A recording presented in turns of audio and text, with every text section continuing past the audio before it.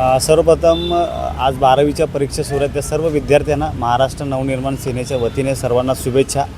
त्या सर्व विद्यार्थ्यांचा पेपर चांगला जावा हीच आमची सदिच्छा असेल. सर्वप्रथम म्हणजे महापालिका असेल, MMRD असेल किंवा ट्रॅफिक पोलीस असेल किंवा आपलं उपप्रादेशिक परिवहन विभाग असेल, या परिवहन विभागाला आपण पत्र दिलेलं आहे. या पत्रामध्ये आपण असं नमूद केलं आहे की मीरा भाईंदर शहरामध्ये तुम्ही बघत असाल की मेट्रोचं काम तर जलद गतीने सुरू आहे. त्याचबरोबर अवजड वाहनांची ये जा या शहरामध्ये होते आहे.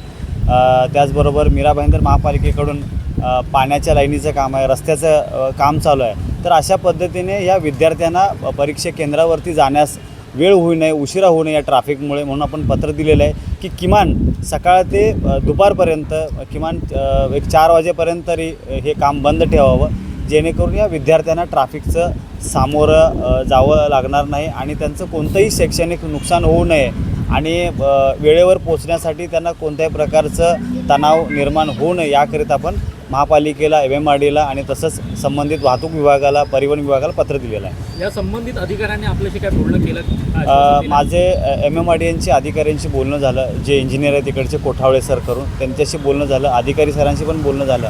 त्यांनी आजपासूनच सर्वांना सूचना दिलेल्या आहेत की किमान आज तुम्ही 4 वाजेपर्यंत तरी बंद ठेवावं, ते पुढच्या महिन्याच्या 18 तारखेपर्यंत. म्हणजे लास्ट पेपर 10वीचा पण आता मला वाटतं की 18 फेब्रुवारीपासून सुरुवात होणार आहे आणि त्याची जी परीक्षा संपते आहे ती पुढच्या महिन्याच्या 18 ते 19 तारखेला संपणार आहे. तर किमान हा 1 महिन्याचा तरी पथ्य पाळावा असा मी त्या इंजिनियरांना आणि त्यांना आपण सांगितलेलं आहे. वाहतूक विभागाला सांगितलेलं आहे की या मीरा भाईंदर शहरामध्ये जी अवजड वाहनं येत आहेत, डंपर येत आहेत, अवैधरित्या पार्किंग ज्या गाड्या होत आहेत त्यांच्यावरती आपण कारवाई करावी आणि तशा सूचना द्याव्या असं आपण ट्रॅफिकच्या वरिष्ठ अधिकाऱ्यांना आपण सांगितलेलं आहे. परीक्षेच्या अनुषंगाने ठाण्यामध्ये, विशेषतः ठाण्यामध्ये, कारण मीरा भाईंदर शहर हे ठाण्यामध्ये येतं, ठाण्यामध्ये वाहतूक विभागाच्या अधिकाऱ्याने एक विशेष पथक नियोजित केलेलं आहे आणि त्या पथकांच्या मार्फत त्यांनी असं सांगितलं की जर वाहतूक कोंडीमध्ये जर कुठला विद्यार्थी अडकत असेल तर तत्काळ तिथे कारवाई करण्यात यावी.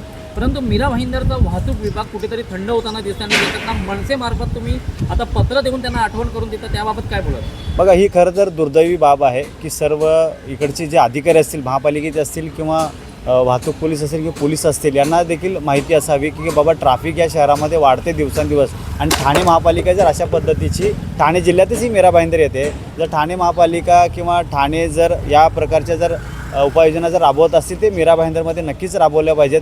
तसं आम्ही ट्रॅफिक जे इंचार्ज आहेत त्यांना आम्ही सूचना देखील करू. आणि मी काल पण तसं जे परिवहन विभागाचे अधिकारी होते नडावले सर, त्यांना पण सांगितलं की सर तुम्हाला जर अवैध पार्किंग या शहरामध्ये जर दिसतील त्यांच्यावरती आपण कडक कारवाई करावी, फाईन मारावं आणि ती गाडी जप्ती करावी. आपण अशी मागणी पण केलेली आहे आणि तशीच मागणी आपण वाहतूक शाखेला पण ती केलेली आहे. अजून काही ठिकाणी विद्यार्थ्यांसाठी मोफत बस सेवाचं आयोजन करण्यात आलं. मीरा भाईंदरमध्ये अशा काही गोष्टीसाठी तुम्ही मागणी केली आहे? हो, काल याचबरोबर आपण एक अतिरिक्त आयुक्त असतील किंवा परिवहन विभागाचे जे सहाय्यक आयुक्त आहेत त्यांना देखील आम्ही पत्र देऊन सूचना दिलेल्या आहेत की मीरा भाईंदर महापालिकाच्या क्षेत्रामध्ये जी मुलं गोरगरीब गावापाड्यातून येतात आणि त्यांना जाण्यासाठी हे साधन म्हणजे महापालिकेची जी बस सेवा आहे तीच आहे. मग आपण तशी मागणी केलेली आहे की या बस सेवा त्यांना मोफत या तो सवलत त्या बसमध्ये सेवेमध्ये मिळावी म्हणून आपण मागणी केली. अतिरिक्त आयुक्ताने आम्हाला आश्वासन दिलेलं आहे की दरवर्षीप्रमाणे यावर्षी देखील आपण त्याच्यामध्ये काय करता येईल आपण करून त्या विद्यार्थ्यांना आपण तसं आपण सवलत देऊ आणि त्यांना हात दाखवेल, जी विद्यार्थी जिथे हात दाखवतात त्यांना तिथे बस थांबवावी अशी सेवा आपल्या महापालिकेकडून पुरवण्यात यावी असं आपण त्यांना मागणी केलेली आहे. मीरा भाईंदर महापालिकेकडून तरी बस सेवेचा लाभ सर्व विद्यार्थ्यांना मिळेलच. त्यापूर्वी जर आपल्याला कुठेही मीरा भाईंदर शहरामध्ये अडचण आली तर महाराष्ट्र नवनिर्माण विद्यार्थी सेनेशी आपण संपर्क साधावा. माझं नाव आहे रॉबर्ट डिसूजा, मी महाराष्ट्र नवनिर्माण विद्यार्थी सेना शहर अध्यक्ष आहे. त्याचबरोबर आमचे सर्व पदाधिकारी असतील त्यांनी देखील आम्हाला संपर्क साधावा आणि किंवा स्थानिक ज्या ठिकाणी मनसेचे कार्यालय असतील किंवा पदाधिकारी असतील त्यांच्याशी आपण संपर्क साधून आपण मदतीची हाक आमच्याकडून मागावी ही विनंती.